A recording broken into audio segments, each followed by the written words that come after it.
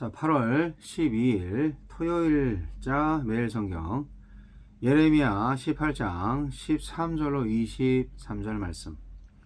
그러므로 여호와께서 이와 같이 말씀하시니라. 너희는 누가 이러한 일을 들었는지 여러 나라 가운데 물어보라. 처녀 이스라엘이 심히 가증한 일을 행하였도다.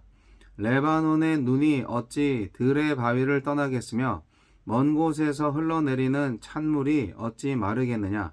무릇 내 백성은 나를 잊고 허무한 것에게 분향하거니와 이러한 것들은 그들로 그들의 길 곧 그 옛길에서 넘어지게 하며 곁길 곧 닥지 아니한 길로 행하게 하여 그들의 땅으로 두려움과 영원한 웃음거리가 되게 하리니 그리로 지나는 자마다 놀라서 그의 머리를 흔들리라. 내가 그들을 그들의 원수 앞에서 흩어버리기를 동풍으로 함같이 할 것이며 그들의 재난의 날에는 내가 그들에게 등을 보이고 얼굴을 보이지 아니하리라. 그들이 말하기를 오라 우리가 꾀를 내어 예레미야를 치자. 제사장에게서 율법이 지혜로운 자에게서 책략이 선지자에게서 말씀이 끊어지지 아니할 것이니 오라 우리가 혀로 그를 치고 그의 어떤 말에도 주의하지 말자 하나이다. 여호와여 나를 돌아보사 나와 더불어 다투는 그들의 목소리를 들어보옵소서. 어찌 악으로 선을 갚으리까마는 그들이 나의 생명을 해하려고 구덩이를 팠나이다. 내가 주의 분노를 그들에게서 돌이키려 하고 주의 앞에 서서 그들을 위하여 유익한 말을 한 것을 기억하옵소서. 그러하온즉 그들의 자녀를 기근에 내어주시며 그들을 칼의 세력에 넘기시며 그들의 아내들은 자녀를 잃고 과부가 되며 그 장정은 죽음을 당하며 그 청년은 전장에서 칼을 맞게 하시며 주께서 군대로 갑자기 그들에게 이르게 하사 그들의 집에서 부르짖음이 들리게 하옵소서. 이는 그들이 나를 잡으려고 구덩이를 팠고 내 발을 빠뜨리려고 올무를 놓았음이니이다. 여호와여 그들이 나를 죽이려 하는 계략을 주께서 다 아시오니 그 악을 사하지 마옵시며 그들의 죄를 주의 목전에서 지우지 마시고 그들을 주 앞에 넘어지게 하시되 주께서 노하시는 때에 이같이 그들에게 행하옵소서 하니라. 아멘. 주께서 다 아시오니. 예레미야가 심판을 경고하자 기득권자들은 그를 제거할 계획을 세웁니다. 예레미야는 그 어느 때보다 강력한 심판을 통해 말씀의 신뢰성을 입증해 달라고 기도합니다. 하나님은 회개의 능력마저 상실한 완고한 유다 백성에게는 구원의 가능성이 없으므로 그들을 살리는 유일한 길인 심판을 행할 수밖에 없다고 하십니다.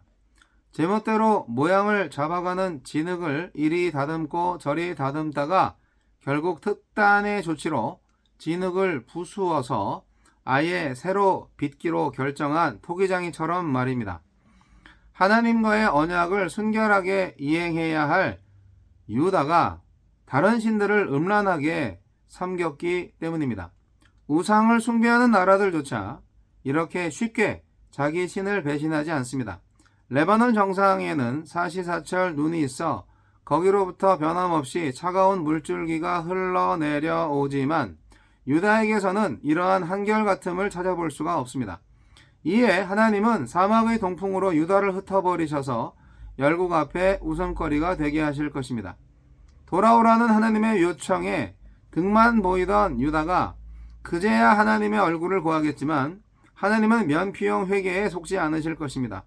산산이 부서져야 새롭게 빚어질 수 있으므로 하나님은 애써 얼굴을 감추실 것입니다.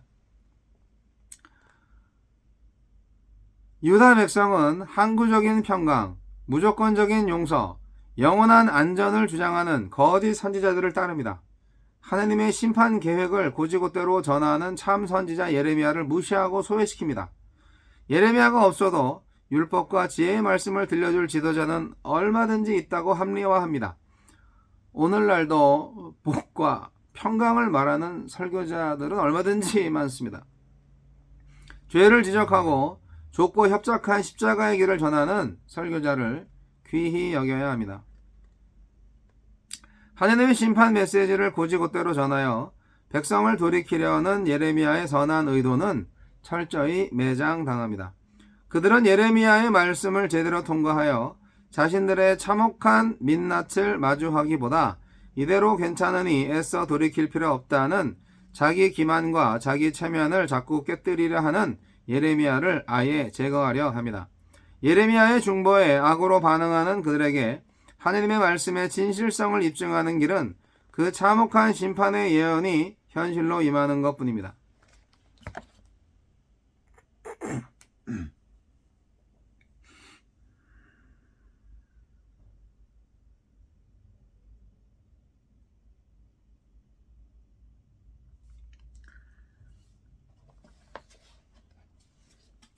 예레미야 선지자는 동역자가 없었던 것 같아요.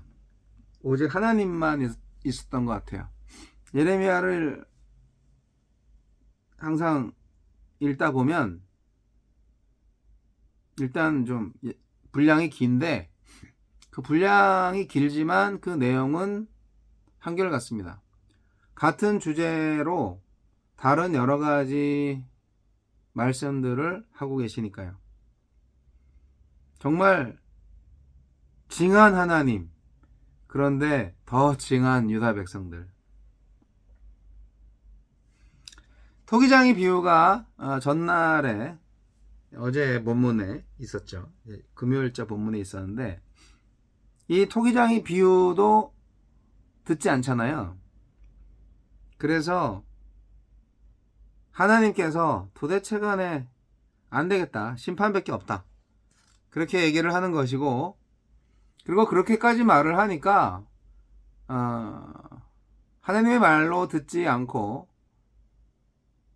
사람의 말로 듣고 본인들의 기분이 나쁘니까 그 말을 전한 사람을 심지어 이제 죽이려고 합니다. 예수님도 똑같았죠. 예수님도 그 당시의 종교 지도자들, 기득권자들의 폐부를 찔렀죠. 그들의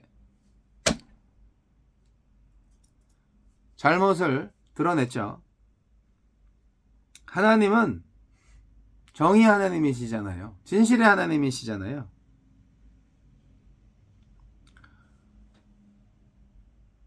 사람들은 선동합니다. 아유, 저 예레미야 말 듣지 말자. 아유, 저 거짓말이야. 그렇게. 그러면서 이제 예레미야를 죽이려고 합니다. 불편한 진실을 선포하는 선지자를 죽일 계획을 세웁니다. 저 예레미야 같은 사람 없어도 우리가 좋은 말씀 들을 때가 얼마나 많은데 그를 없애도 좋아. 그렇게 해요.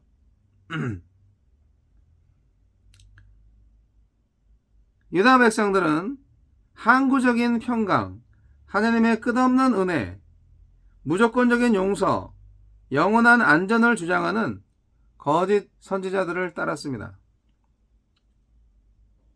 그렇죠. 대중들이 원하는 그런 말을 해줄 수 있는 설교자들은 오늘날에도 세고 셌습니다. 하지만 그게 죽음의 길이라는 것을 알란가 몰라? 하나님은 오늘날도 예레미야와 같은 선지자를 보내셨죠. 근데 그들의 목소리가 이 세상에 잘 들리지 않는 건 왜일까요? 우리가 듣지 않기 때문입니다. 예레미야는 그럼에도 불구하고 주구장창 기도합니다. 그동안 선지자가 얼마나 자기 백성을 포기하지 않고 그 백성들한테 기회를 달라고 기도했는지 예레미야서를 읽고 또 읽으면서 구구절절 알게 됩니다. 그런데 백성은 자신들을 그렇게 사랑하는 선지자를 생매장하려고 합니다.